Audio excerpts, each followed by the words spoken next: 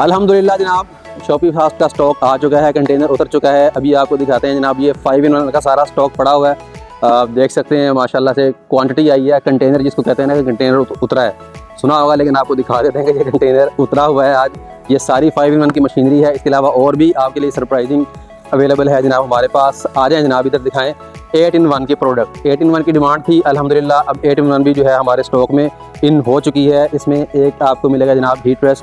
इसकी ज़रा करीब आके क्वालिटी चेक करवाएं दोस्तों को, फाइन क्वालिटी है। उसके अलावा इसमें 3 हीटर हैं। ये कौन शेप मग का है, इसके अलावा ये बोतल हीटर है और नोज मग का हीटर है। उसके अलावा मग मशीन, इसके अंदर भी हीटर लगा हुआ है। साथ ही ग्लव्स हैं ताकि जब आप मग निकालें या कोई भी काम करने लगते हैं तो हीट वाला काम होता है तो आपके हाथ ना जलें। उसके अलावा ये प्लेट को इन्होंने ज़रा मॉडिफाई कर दिया। इस डाई को छोटी डाई और बड़ी डाई एक ही उन्होंने बना दी है, ठीक है। उसके अलावा आपको ये मिलेगा कैप की डाई। तो ये जनाब सारा पैकेज अवेलेबल है अल्हम्दुलिल्लाह शॉपी फास्ट पे। पहले आएँ पहले पाएँ, लिमिटेड स्टॉक है, अपना ऑर्डर बुक करवाएं।